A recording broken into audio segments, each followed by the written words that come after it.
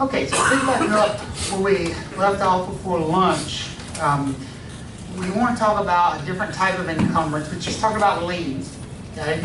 And specifically, we spent a lot of time on mechanics liens. Another type of encumbrance that is very common is something called an easement. Now remember, what did we say an encumbrance was? It's just some type of what? Condition. Some type of condition, limitation. You need to associate that word. It's a limitation on the property of some type. That's what an encumbrance is. That's what the word encumber means. You limit something. So an encumbrance is some type of a limitation. Easements are also an encumbrance.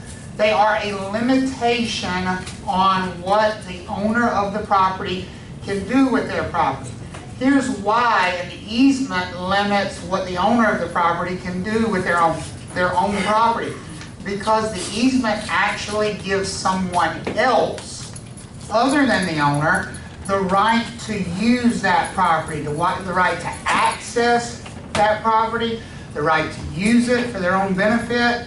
It doesn't grant any ownership. Now this is something you really need to focus on, because this is 100% going to be a heavy test-taking item here. You have got to get this, and you got to get it not only for the test, you got to get it for real world. This is a real world thing. How many of you how many of you own your own property? How many of you have easements on that property? If you didn't raise your hand for both questions, if you raise your hand for one and not the other, you don't understand what the heck an easement is. Because I'm pretty sure you have electricity, and water, and sewer, and cable. And how do they get all that stuff into your house? Going through the property. They ran lines and pipes and cables across your property. And the reason they did that is because you have given them the legal right to do so. You've given the power company the right to be on your property. And not only have you given them the right to be there in the form of their cable, have you given them the right to physically be there? Yes. Absolutely, because if the power goes out, guess what? They're not coming to knock on your door and say, hey Jenny, by the way, can we please dig up that wire and see if it's broken? You know what they're going to do? They're going to dig it up. So let me ask you this question. What if you put a fence up around where that wire is located? Can't get in. Are they going to come knock on the door and say, oh, your fence is in our way? No. No, what are they going to do? Knock it down. They're going to drive right the hell over it. You know why? Because they have that right. Because that's what an easement is, and that's why it's an encumbrance. That's why it's a limitation on the owner of the property. Because the owner has given somebody else the right to use some portion of their property. Is everybody following me on that? You've given it away. Yes, ma'am. The no ownership is granted. No ownership to the owner, or I don't have to grant ownership to the owner. You're working yourself too hard. You're type A personality, aren't you? You ever done a personality study? no. You gotta be a type A. Gotta be. Gotta be. That's all right. We like type A people. So here's the thing. I am giving an easement to the power company, but I'm not giving them ownership. So what does that mean they have the right to do? Use. Do they own it? No. No. So can they sell it? No. No. Do they maintain it? No. No.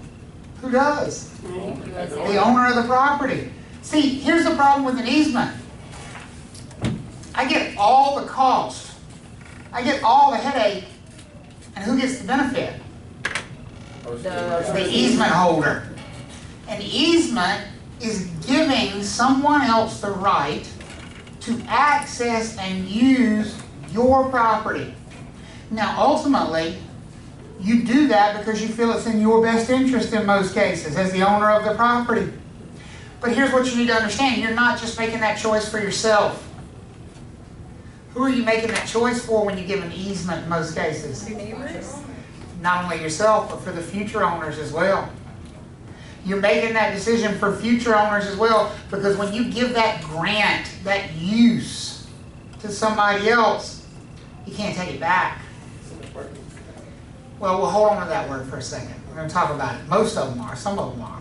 Yes, ma'am. I was going to ask, is that different from leasing or being a tenant? Yes, it's very different from leasing, because in leasing they're doing what? Paying you. Guess what they're not doing with an easement? Not paying. Not paying you. And leasing is for a limited amount of time. How long is this easement going to be for? Well, don't say that word. How about a long time? Could be forever. Could just be for a very long time. Okay? Does everybody understand the idea of an easement so far? So far, so good? No ownership, just use. Just use. You're giving them use of your property. Now, when we talk about easements, there are two categories of easements. Now you can use that word like forever and appurtenant, because this is the first type of easement. It's called the appurtenant easement. Well, just based on the name, how long do you think an appurtenant easement is going to last? Forever. Forever. Forever. Here's the thing though. What is an easement? Give me the definition of an easement. Limitation. I'm sorry? It's a limitation. It's a limitation, but that's there are a bunch of the limitations. It's the right to use my property. And who am I giving it to? Somebody else. Somebody else. That can't be appurtenant. I can't give something to somebody else forever, because they're going to do what? They're going to die. I can't give it to another person forever. I can't give it to a corporation forever, because people die and companies die. So appurtenant easements last forever. So here's what you need to understand. Appurtenant easements don't go to people. Appurtenant easements don't benefit people. Appurtenant easements don't benefit companies.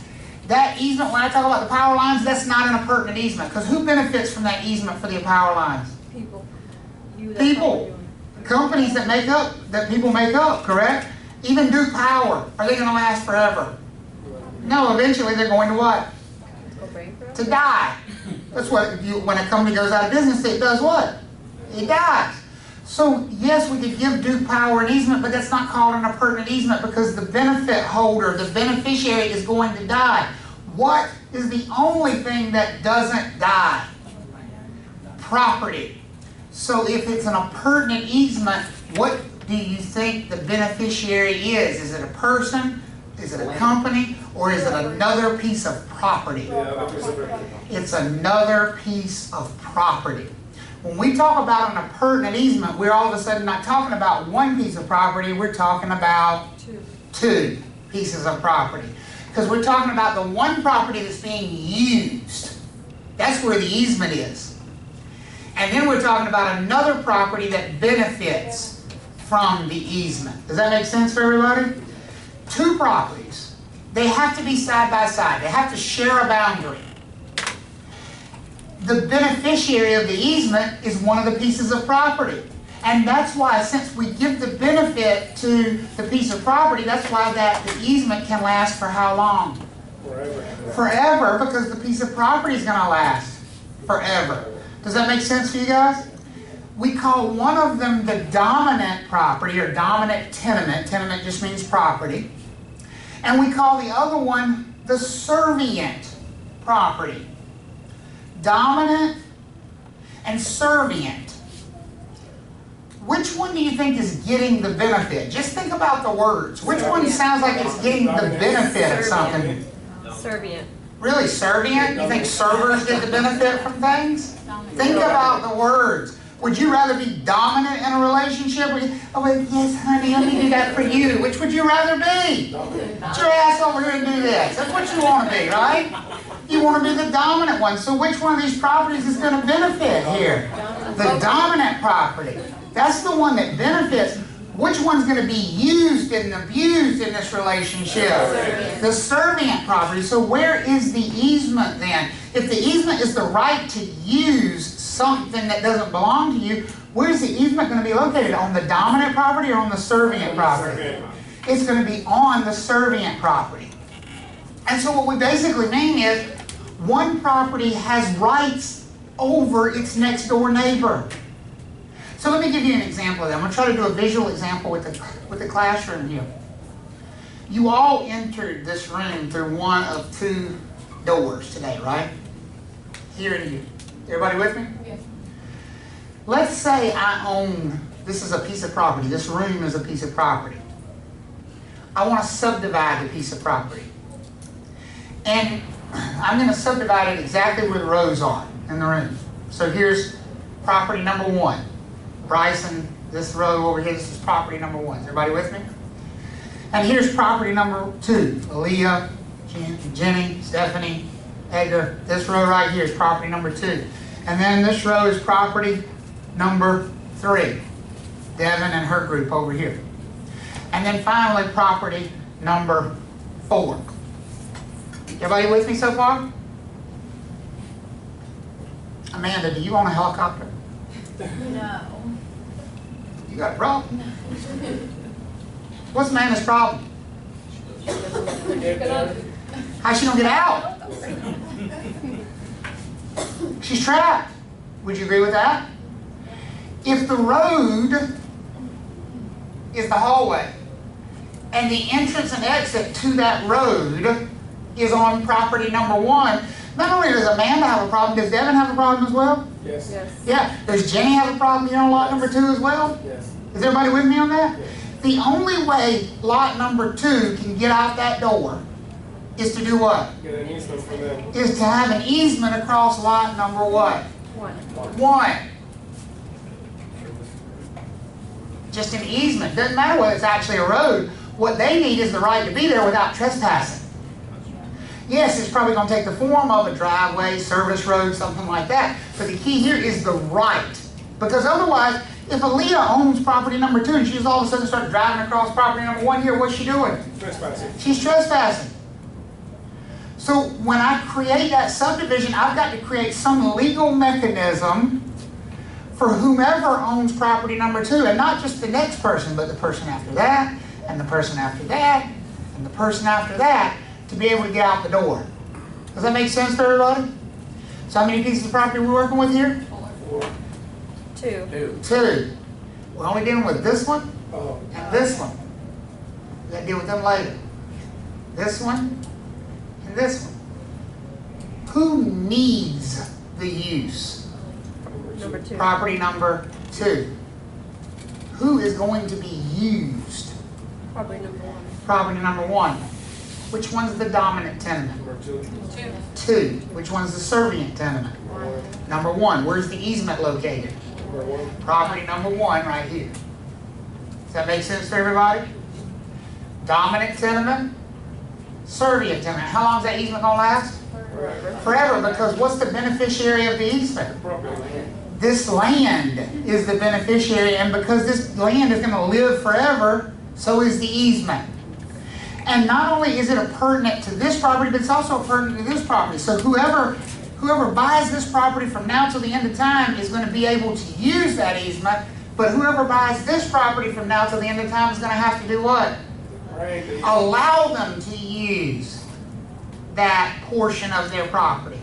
Now, do they have to let them move in the house with them? No. There's going to be a drawing, a map of exactly where that easement is located on the property. Is everybody with me on that? Okay, so which one was servient again? Number 1. Which one was dominant? Number 2. Number 2. Well, Devin's sitting over here like, all right, well, you fixed it for them, Jane fixed it for me. What do we need? An easement from these two properties. I can't do that. An easement for property 3. Because they only how many properties? Oh, yeah. 2. Devin needs an easement, but she only needs 1. Across which property? 2 and 3. Property number 2. She doesn't need an easement across property number 1 because she has the legal right to now be on property number 2. Anybody who has the legal right to be on property number 2 has the legal right to be where? On property number 1, because property number 2 is already dominant over, property number 2 is already dominant over property number 1. Does that make sense? So Devin only needs the access over this property because the first easement gives her the right to keep on going and get out. Does that make sense? So we got 1 easement here. Property 1 is servient. Property 2 is dominant. We got another easement right here. Property 2 is now what? Servient on that easement, with property 3 being the what? Dominant. See where this is headed? What's going to be right here? Another easement. Property 3 is going to be what? servient, and property 4 is going to be Dominant. dominant. So property 1 is only what? Servient. Property 4 is only Dominant. dominant. The other two play both roles in the middle. Does that make sense? Now here's the interesting thing. How much of this shared driveway is Amanda going to use? All of it. Are you with me on that? The whole thing. All the way out. How much has she got to pay to maintain? Nothing. Just the part that's on her property. She only maintains what's on her property. Who uses this part of the driveway? Number 3. 4 and 3. Who's going to pay to maintain it? 3. Who uses this part of the driveway? Number 3. 4, 3, 2. Who pays to maintain it? 2. Bryson, you thought you had the good property, right? Who uses this part of the driveway? Everybody. Whose responsibility is it to maintain it? Whoever owns property number 1. Because it's only servient. Does that make sense for everybody? It's their job to maintain. How many properties are we talking about with an appurtenant easement? 2. Always 2. What's their relationship to one another? They're adjacent side by side. One of them's called the dominant, the other's called the servient. And how long does that kind of an easement last? Forever. And the reason it lasts forever is because the beneficiary is a piece of what? Property. And since the property is going to last forever, that means the easement is going to last forever. Is everybody with me on that so far? Just a minute. What do you call it when, so where I live, I have to go through an easement to get to my home. Mm-hmm. But it's on 2 separate people's property due to like, the way certain fencing and stuff, like natural stuff that we can't move is. So it's on 2 people's property. So I have an easement here and here, or is it just considered one? There might be 2 easements, but one's got to be dominant over the other. So one of them's got to be the first easement, and then that's just servient. And then the next one on the other side might be dominant over that one, but also have a servient one on theirs. And then property number 3 might be dominant over property number 2. It still won't be a chain, Okay. no matter how that goes. Because it's always got to be just 2 properties. Right. Okay? Yes, ma'am. Does this change the value of that property? What do you think? As a buyer, would you be concerned about that? Uh-huh. So what do you think the answer to your question is? Does it change the value? Yeah. Especially if you're looking at, well, really any of them. I mean, if you're looking at property number 1 over here, and you're thinking about buying it, and somebody says, by the way, just so you know, if you buy that property, that driveway out there, yeah, I was wondering about that thing. Why? It looks like other people are driving across my land. Well, they are. That's an easement, and you have to allow them to use it. And you say, and also, by the way, you have to pay to maintain it. Would that give you some pause about potentially buying that property? Absolutely. And even the dominant one all the way at the back. Their question's going to be, well, how the hell do I get out of here? And then you're like, well, you've got easements that give you right all the way out. Well, that sounds great. My next question is going to be, well, who maintains that? Well, Devin, who owns property number 3, she maintains this section, and Aaliyah, who owns property number 2, she maintains this section. Is there always going to be somebody that's going to be a fly in the ointment there? Always. There's always somebody who doesn't want. So it creates all kinds of issues. Now, hopefully, in the case of a shared driveway like that, there's been some agreement set up about everybody paying into a maintenance fund. If they have, then great. That's what you would do. But if they haven't agreed to it, each individual one is responsible for the maintenance on their own property. I saw a hand. I don't remember whose I thought. No? Sure? Is that established just through a simple agreement among owners? Yeah, Or written agreement. Okay. Yeah, written agreement. You probably would want to record that written agreement so that And have some there's evidence of it. trust or some account shared or? Well, usually they don't set up the most common is they don't set up an account, but they just contractually agree to it so that when there is the cost of maintenance, everybody splits that evenly type thing. Obviously, it would be better if there were an account set up, but of course, when you set up an account, that means somebody's got to manage the account. You know, and that creates a whole other set of wrinkles Right, I got you. involved there. And I'm gonna tell you, this is a big issue. A lot of lenders will not lend on properties 2, 3, and 4 because they view that as too risky. I mean, what if, you know, Bryson gets, you know, gets a burr up his rear end one day and decides to put up a concrete barrier and don't let somebody drive across the property? Well, legally he has to, but I mean, meanwhile, you can't get on your property. Does that make sense? So it could create issues. I'll get here and I'll come back. Yes, ma'am.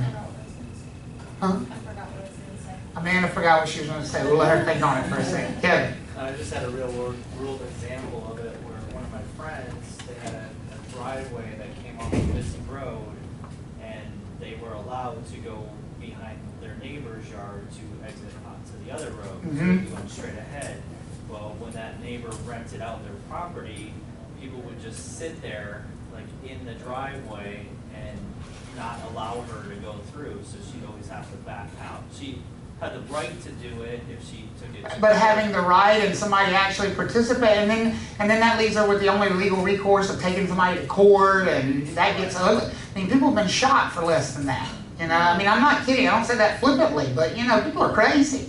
And so a lot of people don't, especially tenants who might be renting that property, may not understand that they have to allow that person. So that's why a lot of lenders just look at that thing and they're like, I don't want to get anywhere near that. Or they might require, like say there's not a written agreement for the maintenance of the thing. They may say, well, we'll make the loan, but only if you get everybody to agree to a written agreement and you set up an account, you put money in. They might want to see, in other words, they want to see some guarantee that this thing's actually going to be maintained.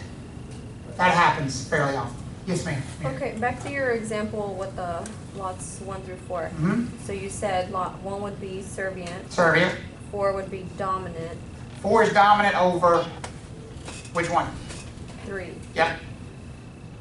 So But 3 they're is no longer servient to adjacent. what? 3 is servient to what? To 4. Right. But 1 and 4 are Have no relationship to each other. So then, are they not appurtenant easements? 1 and 4 have no relationship to each other. How many pieces of land does an appurtenant easement involve? 2. Okay, so the easement that involves 4 is located on what property? 3. 3. That's it. That easement's done. 2 pieces of property. That's an appurtenant easement. This easement involves this property and that property. This easement involves this property and number 3. This easement involves property 1 and property 2. 1 and 4 have no legal relationship to one another. Okay. They don't. I don't know what it is now. Okay. Legally, your property line doesn't change, right? You just have to allow other people to use the easement. Right, Your it's not property line ownership. doesn't The change. property line doesn't change. It's not ownership. Ownership does not change hands. We're not moving property lines. It's just the right of somebody else to, it's still your property. Right. But you have to allow them to have access to that portion of your property. Okay, are we good so far on this? That's an appurtenant easement. What makes it appurtenant? I want you to key on that. Attached to Well, they're all going to be attached to the land. That's not going to help you answer the test question. It's about the beneficiary. Who benefits from an appurtenant easement? Another piece of property. And how long is that other piece of property going to last? Forever. So that's how long the easement lasts. See, that's right there, the key to answering an easement question. Because if you start thinking, oh, it's attached to the property, then you're going to get completely screwed up with the next one, because guess what? It's also attached to the property, but it doesn't last forever. All right? So, of course they attach to the property. Every easement attaches to the property because it's the right to use someone else's property. It's about who benefits from the easement, or in this case, what benefits from the easement. In the case of an appurtenant easement, what benefits from the easement? Property. Another piece of property. Specifically, which one? The dominant property. The dominant property benefits from the easement. Does that make sense to everybody? Now, in the case... Just real quick. Yeah. So to say that, it said it's appurtenant because a piece of property benefits from the easement? From the use of another piece of property. Okay, so it has to have it from the use of another piece of property. That combination there has to be Understood. Here's how I used to remember when I took pre-licensing a long time ago. A piece of property, how many P's are there? 2. 2. Benefits from the use of another piece of property. How many P's are there? 2. 2. How many P's in the word appurtenant? 2. That's an appurtenant easement. So whenever you're saying that statement, a piece of property benefits, that's an appurtenant easement. And because it's a piece of property that benefits, it's going to last forever. Because easements always last for as long as their beneficiary does. No matter what kind of easement we're talking about, the easement's going to last as long as the beneficiary does. Well, in the case of an appurtenant easement, the beneficiary lasts forever, so does the easement. Yes, sir. As he buys, I sell the property to him. If you, that's called a merger. If Aaliyah, who owns property number 2, buys property number 1 from Bryson, what's going to happen to the easement? Stays there. It's going to go away. Here's why. What is the definition of an easement? The right to use what? Someone else's property. If the same person ends up owning both pieces of property, Aaliyah doesn't need the right to use someone else's property because she now what? She now owns it. She's just using her own property. Does that make sense? Now, if she ever wanted to turn around and sell that lot again, what's she going to have to do with the easement? She has to recreate the easement because it went away when she bought the property. And this is why the easement doesn't last forever. The easement does last forever. Or for a long time, like you said. No. No. The easement lasts forever. But what is the definition of the easement? The right to use what? Someone else's property. It's not an easement anymore if the same person owns both pieces of property. Don't try to twist that into saying the easement goes away. That was the easement did not go away. What went away was the need for the easement. Went away because now the same person owns both pieces of property. They have merged it essentially into one piece of property. Okay? Yes, ma'am. So if we still have the same situation here, that Devin's property would still have the easement, so therefore be able to go. Devin's property still has the easement over your property, right? Still the right to use it. Doesn't impact them at all. Yes, sir. So when you were talking about the easement going away, were you talking about legally or physically or both? Well, there's no, an easement's not a physical thing. An easement is a legal right. Stop trying to envision a roadway or something. It doesn't have to be, it's just the right to be there. Sometimes there might be a visual sign of it, sometimes not. I can't tell that Public Service of North Carolina has an easement across my property just by looking at it, because it's all what? Underground. So the easement is just a legal right. What we're saying is when you merge the properties, there's no reason to have an easement anymore, because now there is no more one property having to benefit over somebody else's property, because there's no somebody else. There's just one owner, one property. That's what a merger is. Okay? Everybody all right so far? Because if you're not okay on an appurtenant easement, the next one you will definitely not be okay on. Because you've got to understand one to understand the other. Easements don't change. They're always the right of somebody to use somebody else's piece of property. In this case, though, the easement engrossed, the beneficiary has changed. The beneficiary is not another piece of property. The beneficiary of an easement engrossed is a person or a company. So instead of giving another piece of property this right of access, we're giving a company or another person this right of access. How long did I say every easement lasts? As long as, I did not say every easement lasts forever. How long does every easement last? The lifetime of the beneficiary. Well, when the beneficiary is a piece of land, that lifetime happens to be how long? Forever. But what if the beneficiary is a person? Then how long is the easement going to last? For their lifetime. What if the easement's a company? How long is the easement going to last? For the lifetime of the company. Now, here's the thing. Is the easement attached to the land? Yes. As long as it's in place, it's attached to the land. So, for example, Stephanie owns her house. She's got 3 easements on the property. she sells the house, does the new owner have to honor those easements?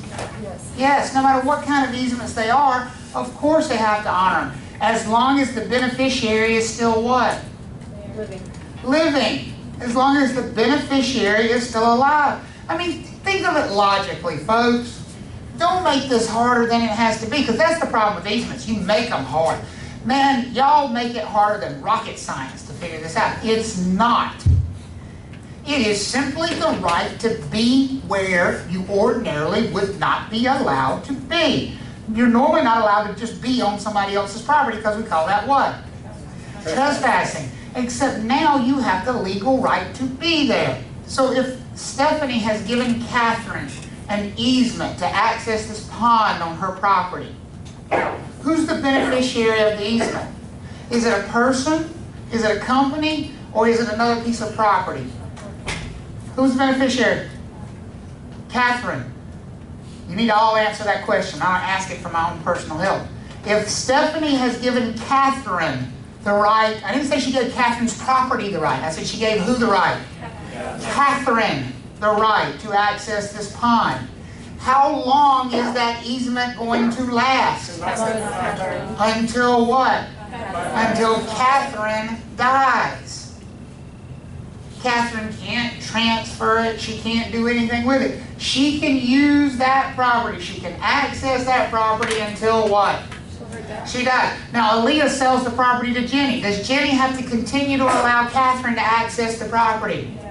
Yes, of course she does. Because the easement is always attached to the property. See, that's what you have got to get through your thick skulls. If it could just go away by selling the damn thing, it would be useless. It's only useful because it is attached to the property, which means you can't get rid of it until what happens? Until the beneficiary what? Dies. So Aaliyah sells the property to Jenny. Does Jenny still have to allow Catherine to access the property? And then Jenny sells the property to Miriam. Does Miriam still have to allow Catherine to access the property? Yeah. And now Catherine dies. I'm sorry, Catherine. What happens to the easement? Poof. It's gone. So now when Miriam sells the property to the next person, do they have to honor this easement any longer? No. No, because there's nobody left to what? Benefit from. To benefit from the easement. The easement was set up for one purpose, to benefit Catherine. Catherine is now what? Dead. Dead, so the easement is gone. Now apply that same thought process to a corporation like Duke Power. Does Duke Power have easements? Yes. Yes. So, Edgar owns a house. He has an easement from Duke Power on the property. He sells the house to Kevin. Does Kevin have to honor that easement to Duke Power? Yes. Yes, because the easement's attached to the land, right? Kevin sells the property to Jackie. Does she have to honor the easement to Duke Power? Yes. Yes. And then Jackie sells the property to Freddie. Does he have to continue to honor the easement? Yes, as long as what's true? As long as Duke Power is alive. And are they going to probably live for a very long time? Yes. Yes, but the difference here is they're not going to live forever. Whereas with an appurtenant easement, what was the beneficiary? It was a what? Piece of property which is going to last forever. So easements, the key difference between an easement in gross and an appurtenant easement is simply how long they last. Everything else is the same about them. Does that make sense? Because does the next owner have to honor the easement? Yeah, as long as the easement holder is what? Alive. Well, if the easement holder is another piece of property, how long are you going to plan on honoring that easement? Forever.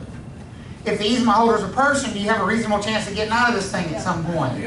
Don't try to speed it up. That's illegal. You know, you can't speed that process up. You see the difference between the two? Yeah. Now, there's only one piece of property involved with an easement in gross.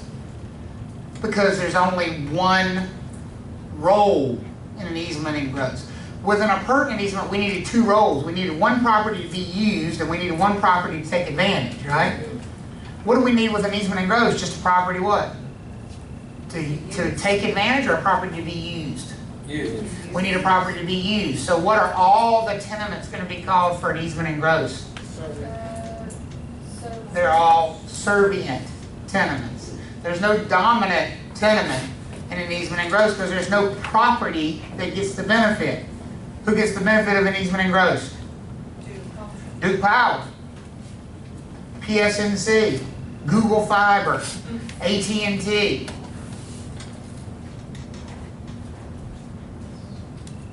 Those are utility easements, the most common example of an easement and gross. Now, one thing you do need to know about easements and gross, generally speaking, they can be transferred if they're utility easements. If they belong to a corporation, they can be transferred if that corporation is bought out by another corporation, if they're absorbed into an... So like, for example, when Progress Energy and Duke Power merged, I don't know, are they called Duke Progress or Progress Duke? I think it's Duke Progress, Duke right? Energy. Is it just Duke Energy? They dropped the Progress out completely? Okay. When Duke and Progress merged, did both of them have hundreds of thousands of easements? Now, neither one of those companies actually went out of business because they just became one larger company. So what happened to all the easements? Merge. They all came together under the one bigger umbrella. But could a corporation's easements go away? Yeah. Absolutely. What if you had, like, for example, if you had a railroad trestle in the backyard? This is a good example of an easement and gross. Who would that railroad track benefit going across your property? The railway? It certainly doesn't benefit you. Who does it benefit? The railway. The railroad company. So is that an easement and gross or is that an appurtenant easement? Easement and gross. That's an easement and gross. And how long is it going to last? Until For the lifetime of the railroad- company. For the lifetime of the company who holds the easement. I've actually seen one of these go away before. There's a gentleman who bought a hunting property in western North Carolina, and Norfolk Southern Railroad tracks went across the back of the property. And he's an attorney, so he did his own closing, did his own title work, etc. And he started looking at a survey of the property, and of course the survey had the easement drawn on it for the railroad tracks. Because Norfolk Southern doesn't own the land that the railroad tracks are on, they simply have an easement that allows them to what? To use that portion of the property. So who actually owns the railroad tracks? He does, of course, because they're on his property. But Norfolk Southern has the right to access them and use them and maintain them because of the easement. Well, did they or did they not? Because when he started doing his research, he saw the easement, and obviously he'd seen the train track, so he knew the easement must be there. But here's what he saw in the easement. The beneficiary was the Western North Carolina Rail Company. And he's like, I've never heard of the Western North Carolina Rail Company. And so he started doing some research. And here's what he found. The Western North Carolina Rail Company was a railroad company in Western North Carolina that went bankrupt in 1948 and subsequently went out of business. Now, it is true that Norfolk Southern bought all of their assets. They bought their rail stock, their cars, their maintenance facilities, etc. But how long does an easement in gross last? Until the beneficiary does what? Dies. When that rail company went bankrupt in 1948, did they die? Yes. And so what happened to that easement? It went away. So what this attorney realized was that these railroad tracks have been there all this time, and Norfolk Southern actually has no legal right for them to be there. Because they're operating as if that easement still what? Exists, but doesn't exist any longer. No, because the beneficiary of the easement has done what? Has died. You can't just reinvent it. Because how did it get there in the first place? Who put it there in the first place? The owner of the property had to put it there. See, the company can't just come in and get their own easement. The owner of the property, and did they probably get paid something for it, by the way? Yes. Yeah, they probably got paid a fee when they first put it there, but once it's there, it stays there, unless you let the company do what? Die. Now, this guy's an attorney. You think he maybe saw the potential for some dollar signs here? Yeah. Let me tell you what he did. He went to Home Depot and he bought one of these sheds they got sitting out in the parking lot. You know, it's already put together. And he had it delivered to the property. You know where they put it? On the top of the railroad tracks. He said, sit it right there. And they said, we can't do that. He said, sit it right there. They put it right on the railroad track. Here comes a fresh train that afternoon. And they have to stop a 100-car freight train out there in the middle of nowhere. And of course the conductor gets down, the engineer comes down there yelling and screaming, and he's standing out there leaning against the shed with his arms crossed. And he says, I need to inform you, you're trespassing on my property. And of course they're like, what do you mean you're trespassing? This is our railroad tracks, blah, blah, blah, blah. So they get on the phone and they call somebody at Norfolk Southern's corporate office. And they send an attorney down, and the attorney comes and meets with him, and he says, listen, it's as simple as this. It's my property. You're trespassing on it. Now, I'm willing to forgive the fact that you've been trespassing on it again all these years. But it's not going to happen in the future. So you can do one of two things. You can either move your railroad tracks to somebody else's property, or we can come to some sort of an arrangement. Because I'll be glad to sell you an easement across my property. And coincidentally, I already have railroad tracks on my property, so it'd be a lot easier for you to use mine. Was he smart? Yes. By the way, he had already sent letters out to all of his neighbors informing them and offering his services, representing them in dealing with Norfolk Southern. Isn't that a great story? That's easement and gross. So they do go away. They do go away. Yes, ma'am. So where's that line between when they transfer and when they die with the company? So the fact that the company went bankrupt and went out of business without the easements having already been transferred. So what should have happened is Norfolk Southern come in and buy the company without the company actually declaring bankruptcy and going out of business, and then they could have transferred the easements and they could have shut down operations of that segment of the company, but the bigger company would have gone on. But because it happened after the fact, the easements were gone. And of course, nobody else had been smart enough to pay attention to it all those years. Everybody else just assumed, well, the train tracks were there, the train tracks were there. Until he came along. Yes? Can the easement exist before the property? I'm sorry? Can the easement exist before the property? Well, no, in theory, the property always exists before the easement. Okay. You know, I wasn't around, but I'm pretty sure the land existed before the easement did. I'm not trying to be smart, but you know, I'm just trying to get your mind. Yeah. You know, the easement existed before his ownership. The easement existed long since before, but you know, the land always comes first. Okay. And at some point, some previous owner gave up this right. I mean, like, even in the case of, Property. I'm sorry? And personal property, What about and personal property? the tracks. Well, yeah, the tracks are the personal property of the railroad company, and it's allowed to be there because of the easement, to sit there, essentially. You know, and with these easements, remember that easements, for the most part, aren't just taken. It's not like the train company comes in and takes it. At some point, the train company wanted to put the train tracks there, so they approached who? The owner of the property and talked to them and negotiated a price. Heck, for all you know, maybe they gave them the easement. Maybe they wanted the train tracks to come through their property. Maybe there was some benefit at some point in time. I'll tell you, most of the easements that you have on your property are given away. Because when whoever built my house built it, I'm pretty sure they thought they had a better chance of selling it if it had electricity. And so when they contacted Progress Energy, or probably back then it was CP&L, Carolina Power and Light, when they contacted Carolina Power and Light said, well, we need an easement across the property to bury that line. Well, what if the builder had said, well, no, I'm not giving you an easement? What would they say? Well, we're not giving you any power. So I'm pretty sure that the builder who owned the property at that time saw a huge benefit in giving up the easement. Does that make sense for everybody? So at some point, when you have these easements, the owner of the property agreed. It's just every subsequent owner that has to continue this process, as long as that easement still exists. Yes, ma'am. So if you didn't want the track, whose responsibility is it to get the track off of your? So you said if he wasn't willing to grant the easement again?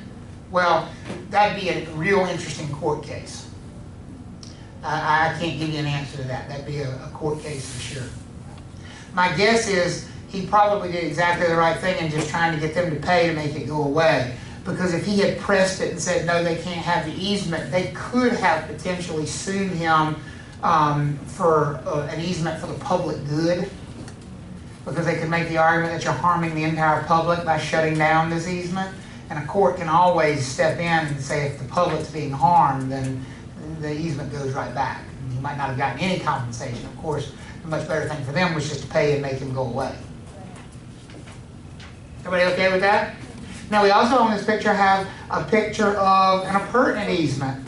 Notice the appurtenant easement involves these two pieces of property, right?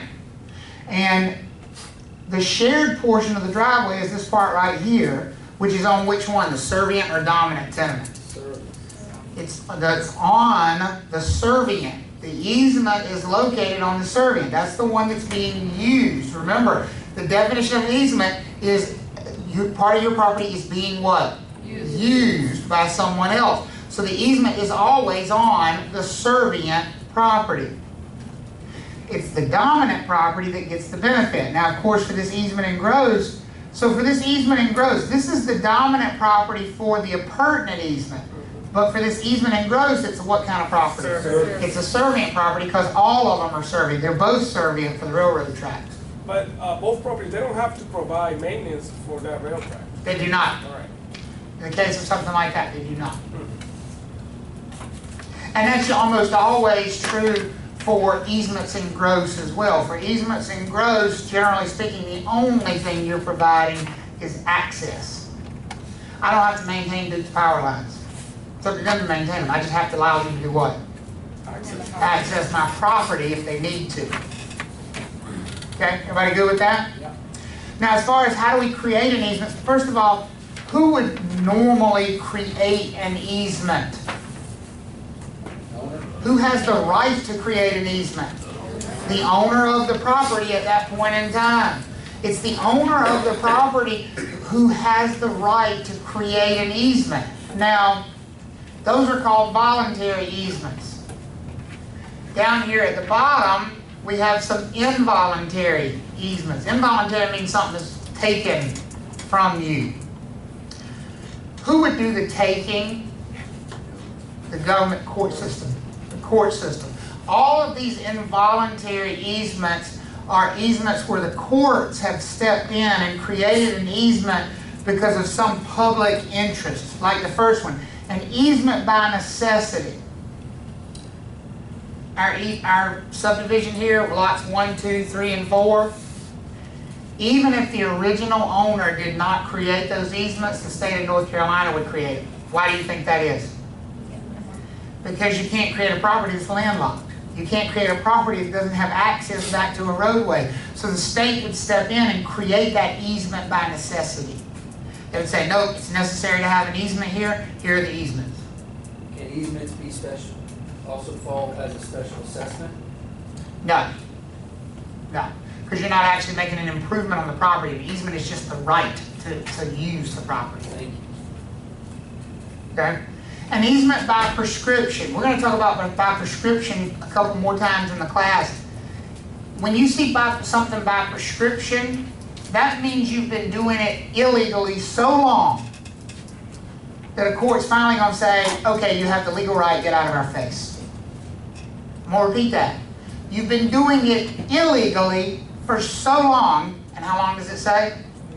20 years, that a court would be willing to grant you the legal right to continue doing it. So we're talking about easements. What would you have been doing illegally for 20 years? Trespassing. Maybe the railroad. I'm sorry? Maybe if there's railroad, like you said. Can it be in the real world? The railroad. Oh, the railroad? It could be. It could be. But here's the thing, and that's a good question. With an easement by prescription, it's going to be whoever speaks first. If the railroad company had caught their response, called their mistake, and had simply gone to the courts and said, listen, we goofed. We let this easement die. But clearly we've been using it for like 70 years since the easement died. We need to have the easement back. You know what a court would have said? Here's the easement. But who caught it? The attorney. The owner. If the owner catches it first and says, get off of my property, guess what you got to do? Get off. Get off. So the key to an easement by prescription is not only have you been doing it illegally for 20 years, they've not told you to what? They've not told you to stop. You've just continued to keep doing it illegally for so long that finally you go to the courts and you say, you know what? If they don't care enough to tell me to stop, I should have the legal right to do it. And a court might agree with that. So the railroad could have been an easement by prescription if the railroad company had caught it first. Yes, ma'am. Would that have anything to do with like encroachment? Say your driveway was like 6 inches. Hold on to that thought. Hold on to that thought. Yes, it could. But with something like an encroachment, like your driveway hanging over a property line, you're probably going to want even more than an easement for something like that. You might want the property. Yeah. And there's a difference between taking ownership of the property and taking an easement. Can you explain right quick again the main characteristic of the voluntary easement? Oh, a voluntary Yes, easement? yes. The main characteristic is that it's voluntary. It's voluntary. It's that the owner wants it. Wants it. If the owner is giving up the right Exactly. for the easement, the main characteristic of these is where's the easement coming from? Somebody else. The law. Not somebody else. Oh, well, A court of what? A court of law.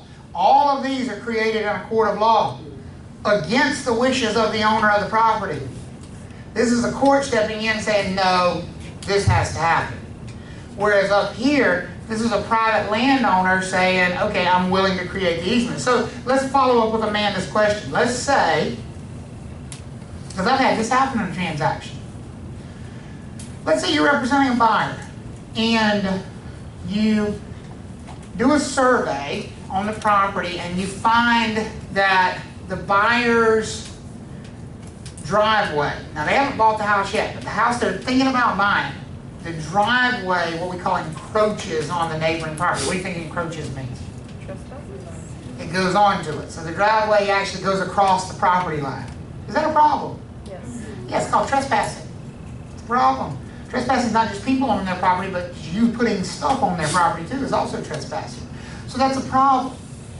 Don't ever let your buyer buy something that has an encroachment like that. Whether it's being encroached on or it's doing the encroaching, because what could they come home and find one day about the driveway? It's gone. It's on somebody else's land, they can tear it up. Is there a legal way that the driveway could remain where it is, I don't know, forever, without having to tear it up? Been there for 20 years. Stop trying to take it. Do it the straight up, be honest, ethical way. Create an easement. How are you going to create an easement? I can't create one out of thin air. Whose door do I go knock on? Which owner?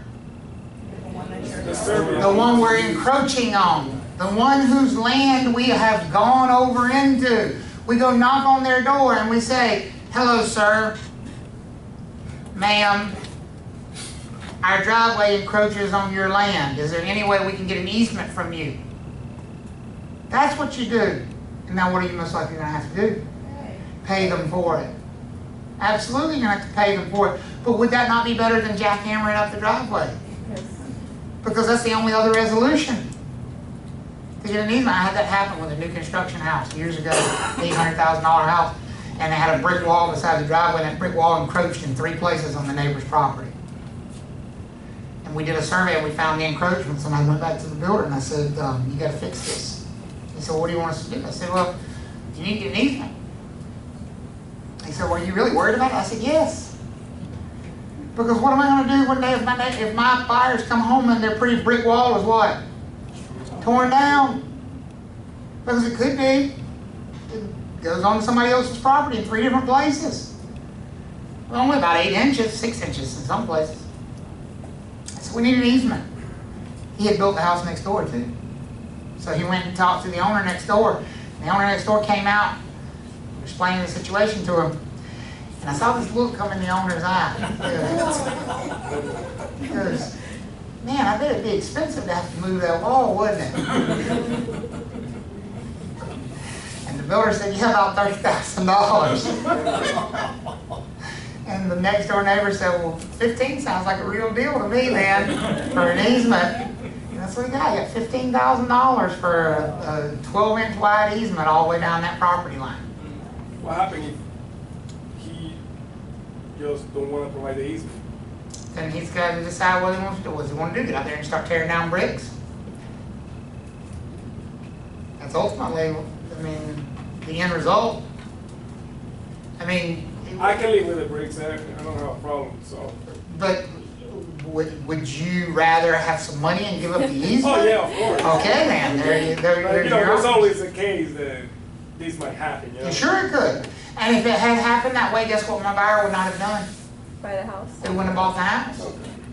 They wouldn't have bought the house because I wouldn't have let them, well, I can't stop them, but I would have certainly strongly suggested they not do it.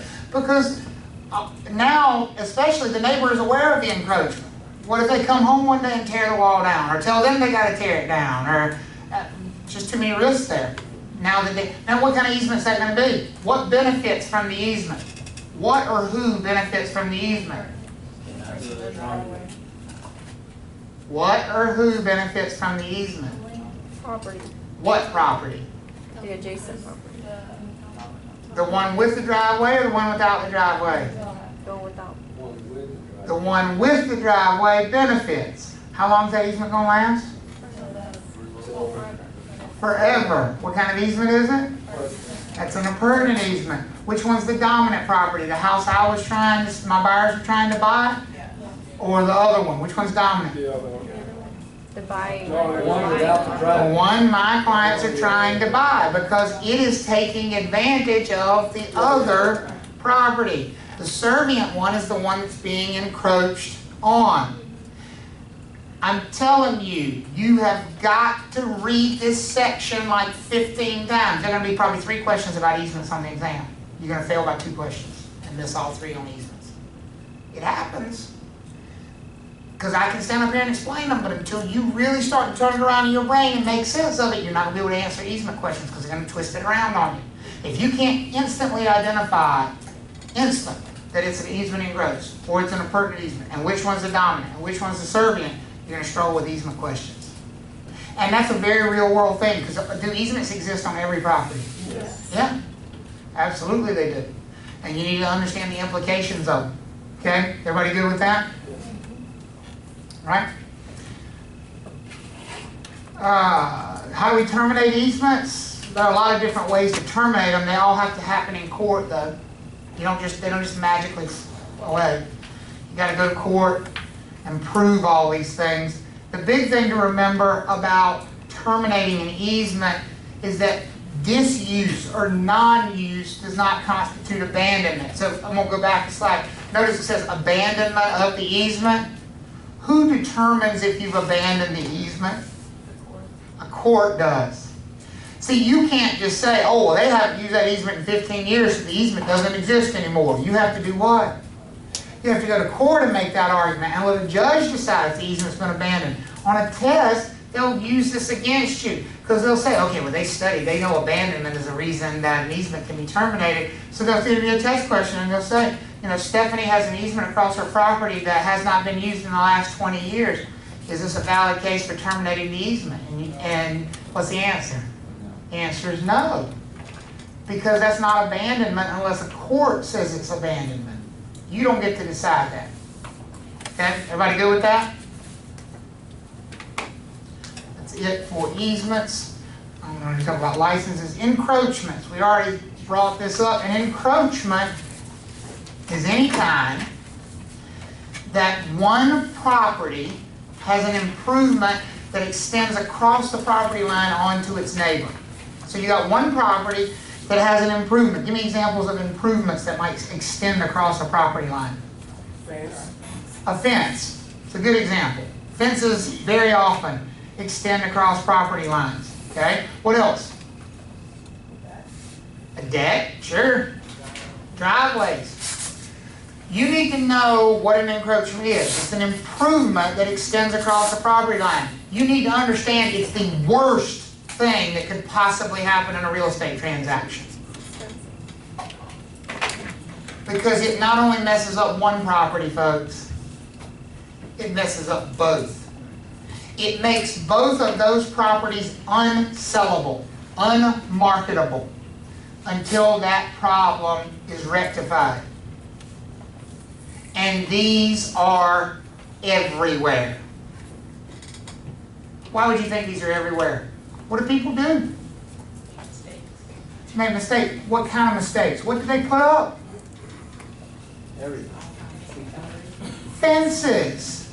How many people, when they put a fence up, hire a surveyor to come out and draw exactly where the property line is on the ground? How many of you, truthfully, know exactly where your property line is? I mean down to the inch where your property line is. Yeah. If you were having a fence put up, what would you do? You go out there and right here. Well, they're going to put it right there. Well, what if right here happens to be 6 inches on your neighbor's property? Yeah. That's an encroachment. And you get ready to sell your house, and that buyer comes in and does a survey, and they find that encroachment. Not only is your property not sellable, but now your neighbor's property is not sellable either, until you rectify it. And there's only one or two ways to rectify it. You either got to tear the fence down, or you got to do what? Get an easement. Get an easement. Get an easement. That's it. Yes, ma'am. Can you also do the written permission thing? That doesn't rectify it. Written permission doesn't rectify it, because here's the problem. What can I do with permission? Take it away. So, but is it sellable if you do that? Or is it just for that purpose of like, I'm not gonna? It's sellable to a very foolish person, in my opinion. And it happens all the time. I mean, next door neighbors behind me did the same thing. They sold their house. My yard's fenced in, all the way around. And my fence is a full foot inside my property line, all the way around. Well, house behind us sold their house about 6 months ago. And they had neighbors on both sides that had backyards fenced in, and then we had our backyard fenced in. So they had the bright idea that they'd buy like 20 feet of fence and then have a fenced backyard. Because what did they just do? What do you think they did? They attached to my fence, the other neighbor's fence, and then they basically just went from the other neighbor's fences to the corner of their house and then out to my fence at the back. So it was real super cheap for them, right? And I saw them when they did it. And it didn't bother me. I don't care. I mean, it really doesn't bother me. But then their buyer had a survey done. The buyer had a survey done. And so I got this letter in the mailbox. And it was from the listing agent on the house behind. And they wanted to know if I could sign this enclosed document. You know what that enclosed document was? An easement. And I responded, no, I cannot sign this enclosed document. And they said, well, you have to. I said, no, I don't have to. I said, don't press your luck. I'll tell you, you have to take that fence down and connects to mine back there. Well, this buyer can't buy it. I said, I'm well aware of that. I teach this stuff. I said, here's what I'll be willing to give you. I'll be willing to give you a letter that says I don't mind that it's attached to my fence. But I'll make it clear in that letter that no subsequent owner of my property is bound by that permission, nor am I bound by that permission. I could do what at any time? Take it away. Change my mind. And if they still want to buy it, they want to buy it that way, and they're satisfied with that, more power to them.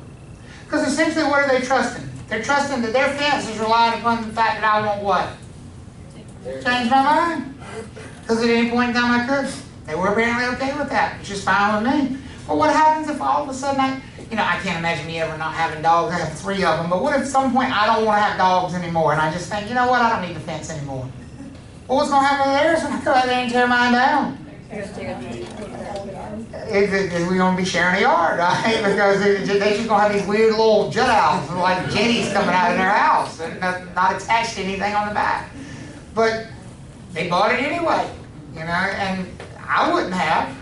I was perfectly willing to give them an easement, but I wouldn't, well, no, I was not perfectly willing to give them an easement. Perfectly willing to sell them an easement.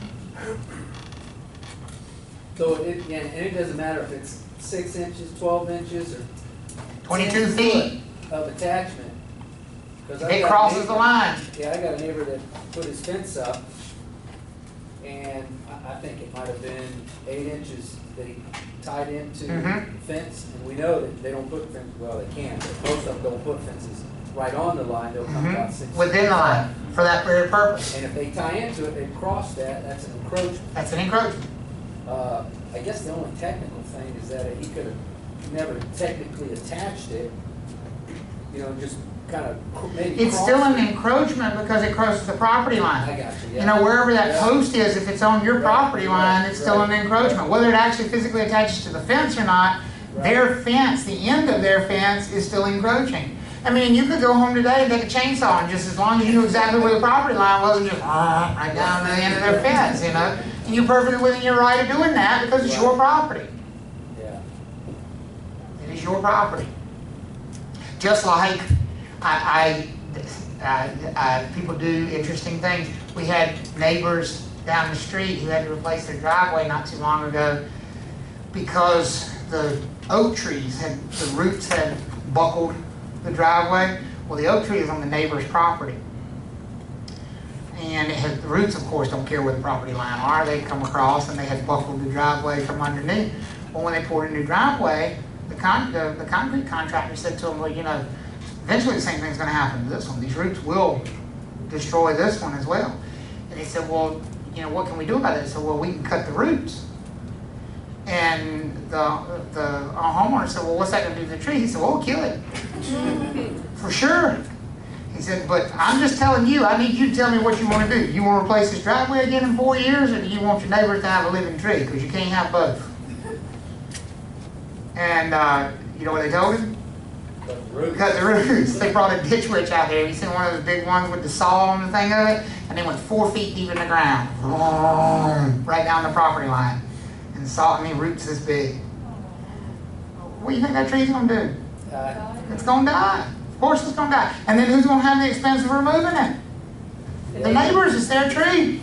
Yeah. Do they have the responsibility to tell their neighbors, like, hey? Because the roots are doing what? On their They're property. encroaching. They're encroaching. Now, if it had been me, I would have probably gone and knocked on the door and said, listen, we really have to figure something out about the tree because, yeah, well, here's what I would have done. I'd have gone next door to the neighbors and I said, your tree has caused my driveway to buckle. Now, I'm not trying to hold you responsible for that. Obviously, you haven't been, the tree's been here for 100 years, yada, yada, but I'm telling you, we have this problem. I'm having to spend, you know, $5,000 replacing my driveway. The guy's telling me the same problem's going to happen again unless we cut the roots. I won't cut the roots because it's going to kill your tree. So can we come to some arrangement that if I have to replace the driveway again in a certain amount of time, you'll help me pay for it? Or, that would have been probably the way I would have approached it rather than just cutting them. And of course, if they refuse, then they refuse. And what are you going to, you know, I don't blame them for wanting to cut the roots because who wants to have to replace your driveway every 4 years because your neighbor's tree is tearing the thing up? And they don't want to rake the leaves either. So they got the added side. Trees are always tough. They're always tough because they seem to not know where the property lines are. I don't know why they're crazy like that. Yeah, Yes, so sir. you could literally cut all branches crossing that line. Well, what's the definition of land? Form Everything, that surface tree. of the earth, everything what? Yeah. Above it and below it. So yes, absolutely. You go straight up in a plane from that property line, you can cut everything above too. Yep.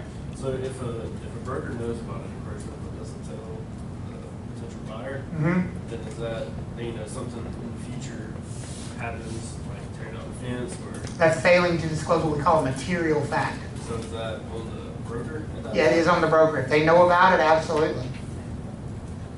Absolutely, yes, ma'am. To properties that are in the vicinity of your board's path, these same like rules or? They are much more restricted by federal law as far as what they can do with their property. For example, like, you can't give your kid a drone airplane if you live out there in Briar Creek, unless you want to visit from the FAA. So you don't own, so you're. You own it, but you are restricted by federal law as well. Why do you say that you cannot sell or you cannot buy a property that encroached? Because that's what the state of North Carolina says. It says it makes both properties, I didn't say you couldn't sell it, it said it makes them unmarketable. Because marketable means a very specific thing. Marketable means that the title is free of any defects. The title can be transferred without any defects. That encumbrance is a defect in the title. So you can sell it, but they're buying a defective title. And so they're buying defective ownership because of the encumbrance. So the only way you can make it undefective is to cure the defect, to fix the problem. That's what we mean by unmarketable. It also means, for a practical point, you can't get title insurance. Yes, ma'am? Can you just re-say that one more time? I just don't- What does unmarketable mean? Unmarketable means you have a defect in the title. You have a defect in your ownership. You have a cloud on the title. Until what extent this is true? Because, for instance, in my house, when I bought the house, there's a tree next door. The roof goes under the fence. Still bought the house. Yeah. So, obviously, there was an encroachment. Yeah, and if you had a survey done, it would be noted, but it'd be noted as what's called a natural encroachment. Generally speaking, we ignore natural encroachments, but human ones, we don't. Okay. So like fences and driveways and those kinds of That makes things. sense. Yeah. Sorry, is that, the airspace above, you said that like by airplanes flying by is an involuntary easement? They don't take an easement, they just take the use, period. They don't give themselves an easement, they just claim it. Yep. You get rid of that whole free country thing. They do what they want to do. They do. They do. The rules are for us, not them. All right, let's do this. Let's take a break. When we come back, we're going to talk about property taxation and get started into the first math section in the class, okay? All right, so come back at 2 o'clock, and then we will get started on some property taxation facts.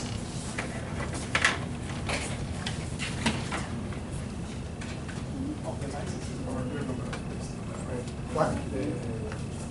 Licenses? No. Personal broker question. You turn the way. Oh, yes.